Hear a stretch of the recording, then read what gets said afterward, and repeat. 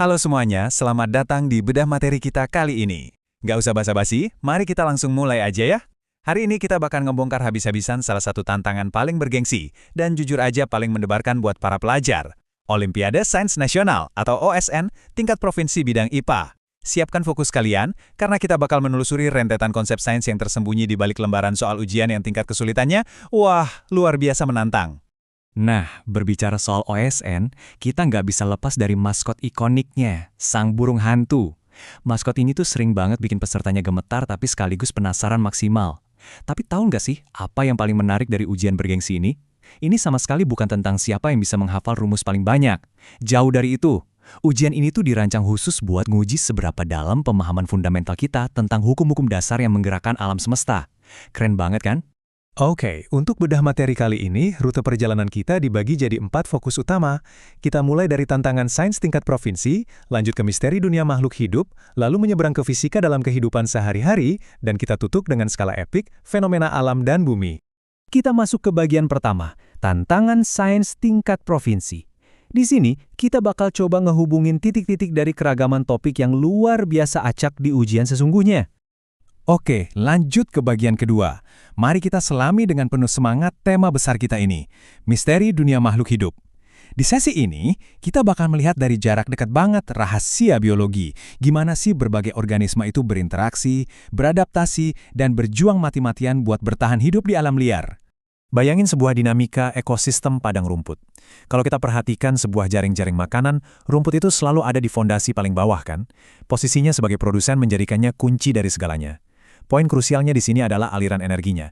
Energi itu ibaratnya dioper kayak tongkat estafet, dari rumput ke herbivora kayak kelinci, terus bergerak menembus rantai makanan sampai akhirnya berlabuh di hewan pemangsa puncak kayak serigala atau elang. Ini semua pada dasarnya adalah tentang transfer energi yang terkalibrasi dengan super sempurna oleh alam. Sekarang, mari kita pindah ke detektif-detektifan taksonomi tumbuhan. Coba deh bayangin bentuk fisik daun kelapa sawit atau daun tanaman pandan. Kita bisa melihat dengan sangat jelas kalau tulang daunnya itu sejajar, lurus-lurus gitu. Nah, petunjuk visual sesederhana inilah yang sebenarnya dipakai oleh para ilmuwan dari dulu untuk mengklasifikasikan kelompok tumbuhan yang super banyak itu ke dalam kategori yang tepat. Biar makin mantep pemahamannya, daun-daun dengan tulang sejajar tadi mengindikasikan kalau mereka itu masuk ke kelompok tumbuhan monokotil. Artinya apa? Biji mereka cuma punya satu daun lembaga. Sebaliknya, coba deh ingat-ingat bentuk daun pepaya.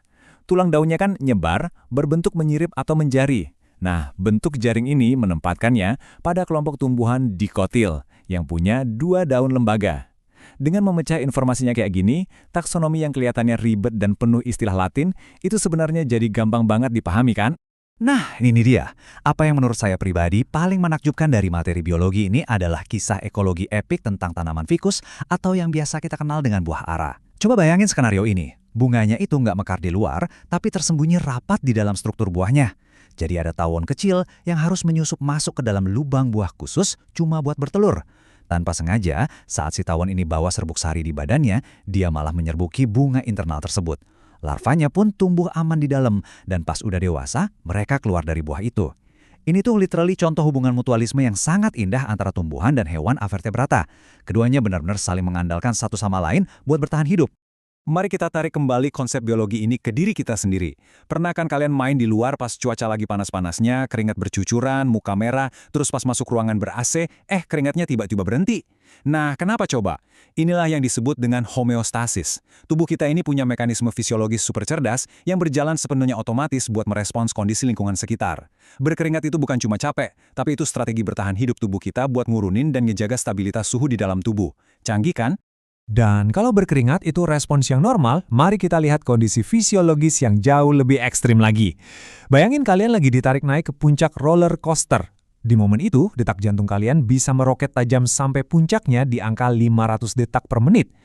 Kenapa jantung bisa berpacu kayak mesin balap gitu? Jawabannya, adrenalin. Hormon ini dipompa kuat banget ke dalam aliran darah kalian. Dia nggak cuma memacu jantung, tapi juga ningkatin tekanan darah lewat penyempitan pembuluh darah atau vasokonstriksi. Begitu wahananya berhenti, kadar adrenalin meredah dan detak jantung pun ikut kalem lagi. Benar-benar sangat mekanis.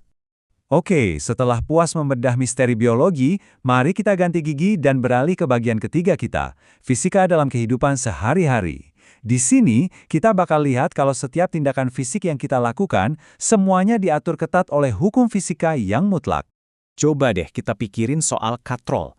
Bayangin ada dua cara buat ngangkat ember air seberat 10 kg dari sumur sedalam 5 meter. Cara pertama pakai katrol tetap biasa, cara kedua pakai katrol majemuk yang lebih kompleks. Nah, disinilah letak pertukaran atau trade-off fisikanya. Kalau pakai katrol majemuk, kita emang harus menarik tali yang jauh lebih panjang. Capek di jaraknya. Tapi sebagai kompensasinya, gaya tarik yang dibutuhin buat ngangkat ember itu jadi jauh lebih ringan. Inilah esensi kecerdasan dari mekanika sederhana. Beranjak ke dunia optik. Pernah nggak sih kalian pakai kaca pembesar buat baca tulisan kecil? Kalau jaraknya nggak pas, tulisannya pasti buram banget. Kenapa bisa begitu? Karena kaca pembesar itu pada dasarnya pakai lensa cembung yang tugas utamanya adalah membelokkan cahaya. Jadi hanya pas kaca pembesar itu berada tepat di titik fokusnya yang presisi, barulah si lensa ini mampu menciptakan bayangan yang diperbesar dan bikin huruf-huruf super kecil itu jadi kelihatan jelas. Melenceng dikit aja, langsung blur. Dan ngomong-ngomong soal fisika, sungguh luar biasa gimana mekanika fluida ngendaliin benda-benda raksasa di sekitar kita. Gimana caranya montir di bengkel bisa ngangkat mobil bertonton dengan santainya? Itu semua berkat sistem hidrolik yang mengandalkan hukum Pascal, di mana tekanan fluida diteruskan merata ke segala arah. Terus, di sisi lain, gimana kapal laut dari besi murni yang sangat masif itu bisa asyik mengapung di lautan dan gak tenggelam? Itu semua berkat hukum Archimedes tentang gaya apung ke atas. Fisika benar-benar bekerja keras di belakang layar buat ngebantu kehidupan kita. Gak terasa kita udah sampai di bagian akhir. Mari kita zoom out dari benda-benda sehari-hari menuju skala yang maha besar, fenomena alam dan bumi. Kita bakal melihat bumi tempat kita tinggal ini sebagai sebuah mesin raksasa yang terus beroperasi. Tahu nggak sih, di bawah tempat kita berpijak, ini, kerak bumi itu terus bergerak dengan tenaga yang dahsyat banget. Salah satu prosesnya adalah pergerakan tektonik yang saling bertabrakan atau convergent. Nah, saat lempeng samudra bertemu sama lempeng benua, si lempeng samudra ini pasti selalu menghujam atau menyusup ke bawah lempeng benua. Pertanyaannya, kenapa harus yang samudra yang ngalah ke bawah? Jawabannya ada pada fisika dasar. Densitas atau kepadatan batuan lempeng samudra itu lebih padat dan lebih berat. Secara logika alam, massa yang lebih berat ya pasti akan selalu tenggelam ke bawah. Nggak berhenti di pergerakan batu, bumi kita ini nyatanya juga berfungsi kayak sistem elektromagnetik yang luar biasa besar.